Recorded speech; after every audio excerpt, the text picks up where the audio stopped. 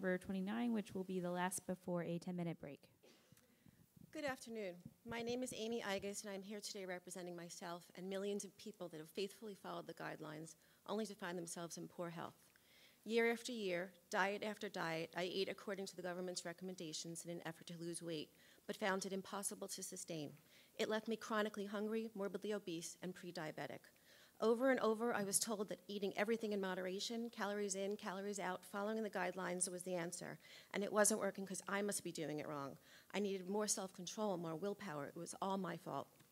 When my mother died suddenly from congestive heart failure, a direct result of type 2 diabetes, I woke up and clearly saw my future. Devastated by her death, I realized if I didn't try something different, I would suffer the same fate. So a few years ago, imprisoned in a body with a seemingly insurmountable 200 pounds to lose, I did some research and discovered a very low-carbohydrate ketogenic diet. I started eating real whole foods, protein, vegetables, dairy, and fats to satiety. I don't eat when I'm not hungry. I don't count calories. It's that simple.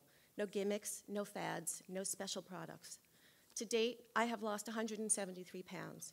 I have reversed prediabetes, and my cardiovascular health is vastly improved. Triglycerides cut in half, cholesterol great. I have successfully reclaimed my health by not following the guidelines, and I'm far from alone in this. Thousands of us are following a low-carbohydrate plan after finding out we could not depend on the harmful advice we were given. Our trusted medical community, following the guidelines, has failed us. It is not that we were fat, sick, and lazy. We were fat, sick, and misinformed.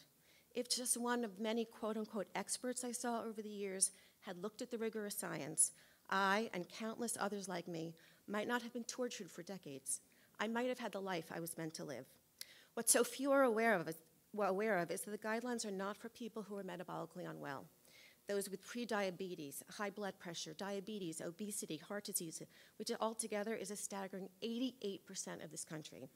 The guidelines are only for the remaining 12% whose bodies are metabolically flexible enough to handle more than half of their calories from carbohydrates and 6 servings of grains a day. But what about the rest of us? What are you offering those of us who became sick and damaged under your watch? A true and proper definition of low carb is under 25% of calories. Anything more, and the benefits are greatly reduced.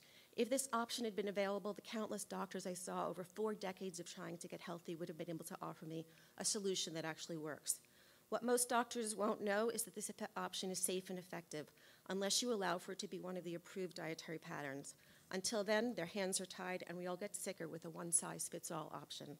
You have the power to finally end so much suffering by reversing course on the health epidemics that are ravaging this nation.